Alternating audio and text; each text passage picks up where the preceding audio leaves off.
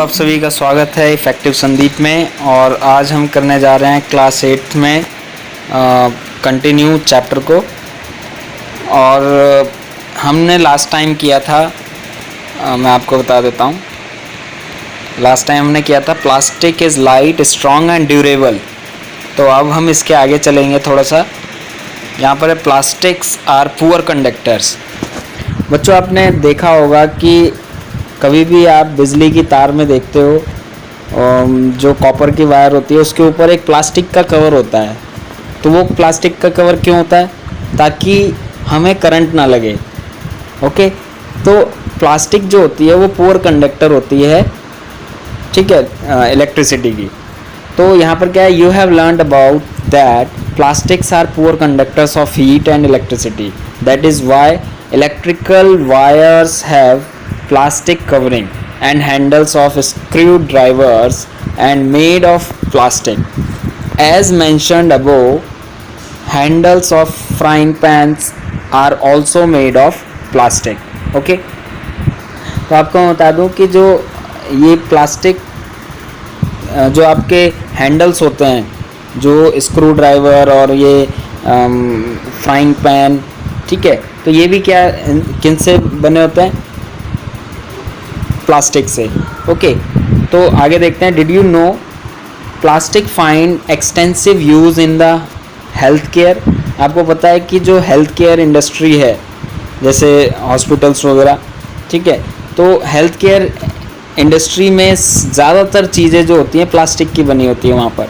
Some examples of their use are the packaging of tablets, okay, threads used for stitching wounds, ठीक है, syringes, doctors gloves and a number of medical instruments, ठीक है। जो medical instruments होते हैं वो भी काफ़ी मात्रा में आपके प्लास्टिक से ही बने होते हैं। Special plastic cookware is used in microwave ओवन्स for cooking food. In microwave ओवन्स the heat कुक्स the food but does not affect the plastic vessels. Okay, तो जो हीट होती है, जो आपका माइक्रोवेव होता है, उसके अंदर भी काफ़ी सारी चीज़ें जो होती है प्लास्टिक की होती हैं, बट वो हीट उसको इफ़ेक्ट नहीं कर पाती हैं। Okay, Teflon is a special plastic on which oil and water do not stick.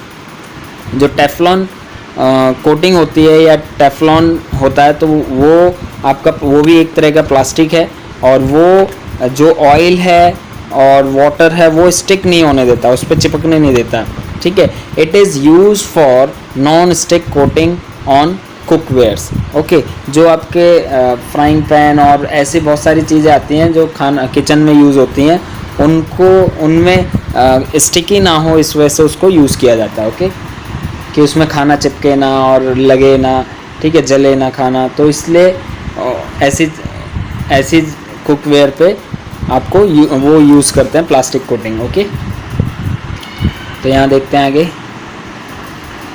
यहाँ चलते हैं थोड़ा सा। यस, इसके बाद है फायर प्रूफ प्लास्टिक्स, ठीक है। कुछ प्लास्टिक्स ऐसे आते हैं जो फायर प्रूफ होते हैं। फायर प्रूफ प्लास्टिक्स क्या होते हैं?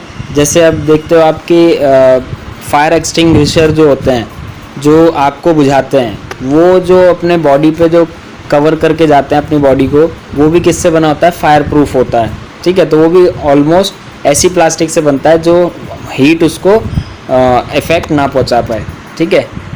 Although synthetic fibre catches fire easily, it is interesting to know that the uniform of fireman have coating of melamine plastic.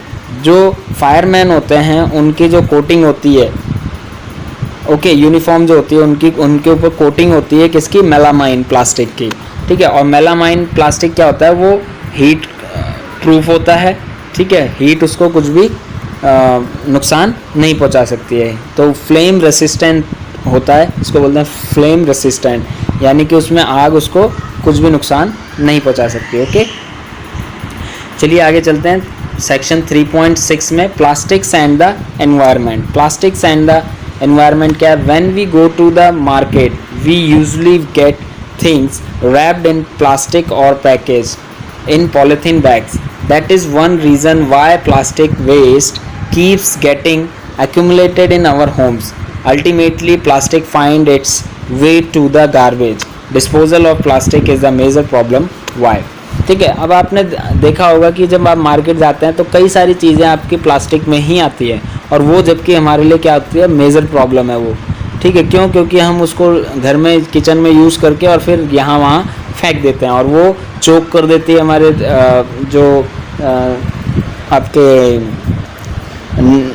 आपके जो चोक कर देती है नालियाँ वगैरह और गटर वगैरह चोक कर देते हैं। ठीक है, वहाँ फंस जाते हैं ये।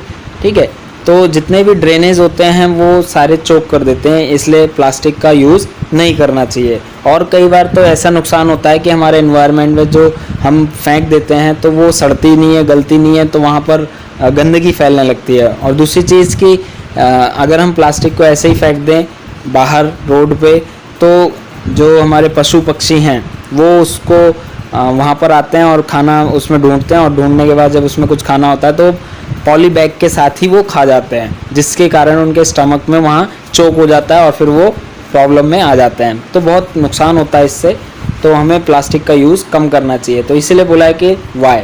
Okay, a material which gets decompose through natural processes such as action by bacteria is called biodegradable. कुछ ऐसे चीज़ें होती हैं नेचुरल, कुछ मटेरियल ऐसे होते हैं जो डिकम्पोज हो जाते हैं। ठीक है, नेचुरल प्रोसेसेस से, और नेचुरल प्रोसेसेस में आता है बैक्टीरिया। बैक्टीरिया ऐसे होते हैं जो फीड करते हैं उन चीज़ों पर और उसको सड़ा गला देते हैं, जिससे कि वो डिकम्पोज हो जाता है, और इसको बोलते हैं बायोडिग्रेडेबल। ठीक है, इस प्रोसेस को बोलते हैं biodegradable. A material which is not easily decompose by natural processes is term non biodegradable.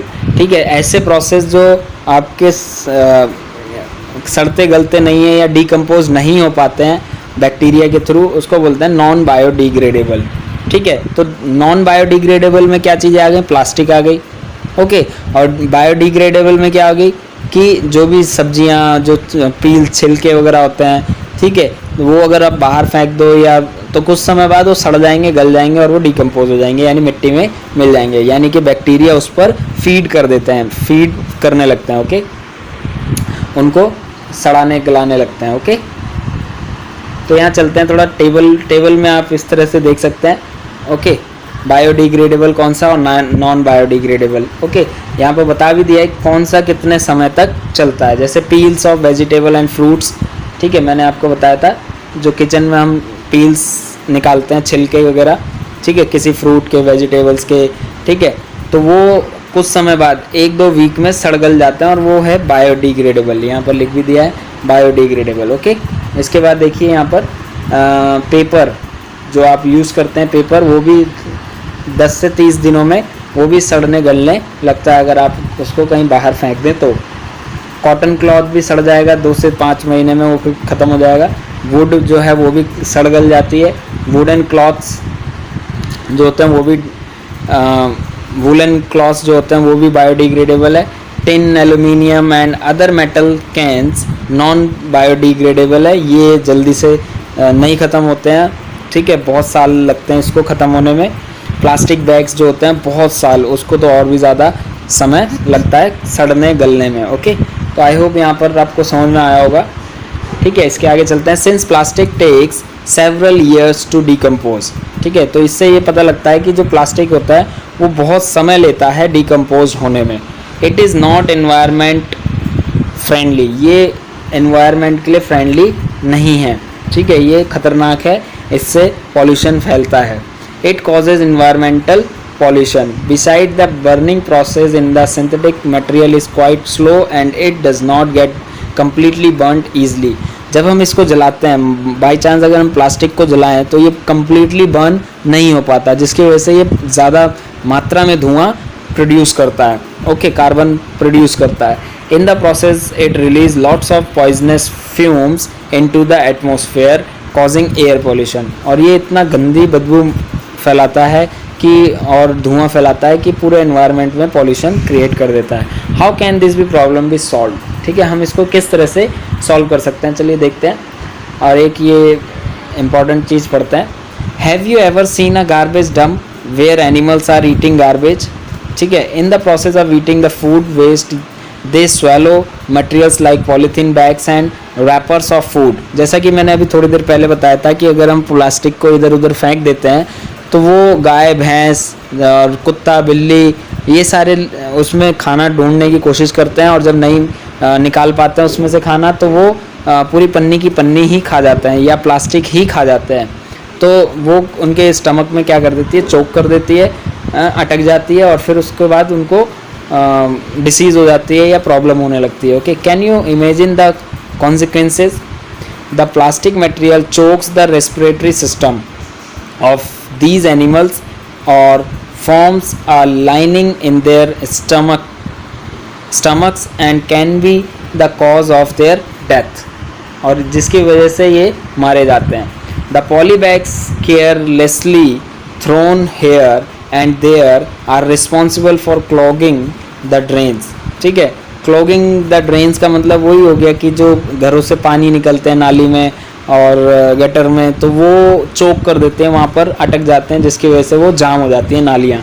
ठीक है, and through the wrapper of the chips biscuits and others edible on the road और in the park और picnic places should we not think twice before doing so.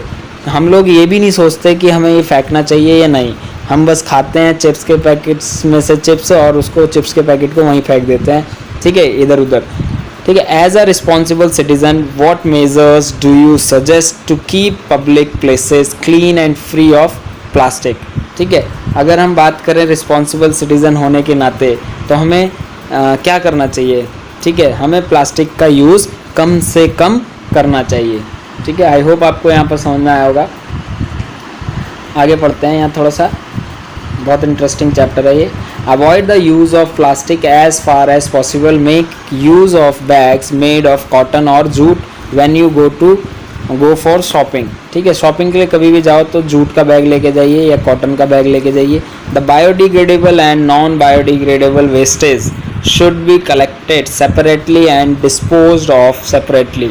Practice this in your homes. Can you suggest some other ways in which you can contribute towards reducing the use of plastic material? It is better to recycle plastic waste. ठीक है, आप ज़्यादा से ज़्यादा कोशिश करें कि जो प्लास्टिक का है ये रीयूज़ में लाएं। ठीक है, और उसको रिसाइकल करें। Most of the thermoplastic can be recycled. जो थर्मोप्लास्टिक्स होते हैं वो कई बार बहुत ज़्यादा मात्रा में हम उसको रिसाइकल कर लेते हैं। Make a list of items that can be recycled. However during recycling certain colouring agents are added.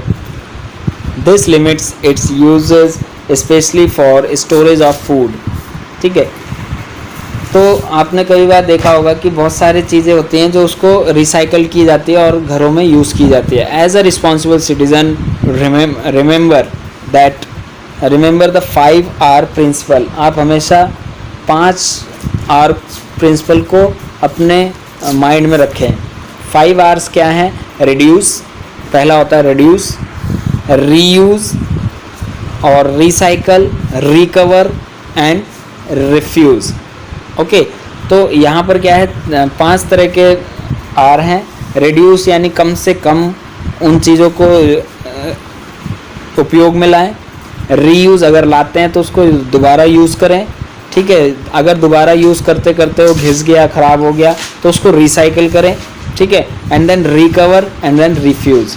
ठीक है, develop habits which are environmental friendly. ठीक है, आप अपने हैबिट्स में लाइए। ठीक है, ताकि एनवायरमेंटल इको फ्रेंडली हो सके। Fibre do not throw plastic bags in the water bodies on the road. कभी भी प्लास्टिक बैग को वाटर बॉडीज़ में मत फेंकिए, यानी कि समुद्र में, नदी, तालाब, जहाँ पर पानी है वहाँ पर ना डालिए। ठीक है, और रोड पे भी हमें नहीं फेंकना चाहिए। Take a cotton carry bag और a jute bag while going for a shopping. Try to minimise use plastic materials. हमें यूज़ कम करना चाहिए प्लास्टिक का। That is use a steel lunch box instead of plastic one. ठीक है, हमें lunch box कैसा यूज़ करना चाहिए? स्टील का यूज़ कीजिए इंस्टेड ऑफ प्लास्टिक। ओके, तो यहाँ देखते हैं आगे नेक्स्ट। यहाँ आपका चैप्टर ख़त्म हो जाता है और ये इससे रिलेटेड आपके क्वेश्चन आंसर्स हैं, तो आप इसको कर सकते हैं। और ये बुक में आपके दिए होंगे इम्पॉर्टेंट पॉइंट्स, ये सारे ही मैं डिस्कस कर चुका हूँ चैप्टर में। तो आई होप आपको ये चैप्टर समझ में आया होगा, और अगर समझ में आया हो तो प्लीज़ एक बार लाइक शेयर सब्सक्राइब ज़रूर कर दीजिएगा और बेल आइकन दबाना मत भूलिएगा। इन फ्यूचर हम कोई भी वीडियो प्रोवाइड करें तो आपको सबसे पहले प्रोवाइड हो सके। ओके, तो आज के लिए इतना ही। Thank you guys, thank you बच्चों, बाय।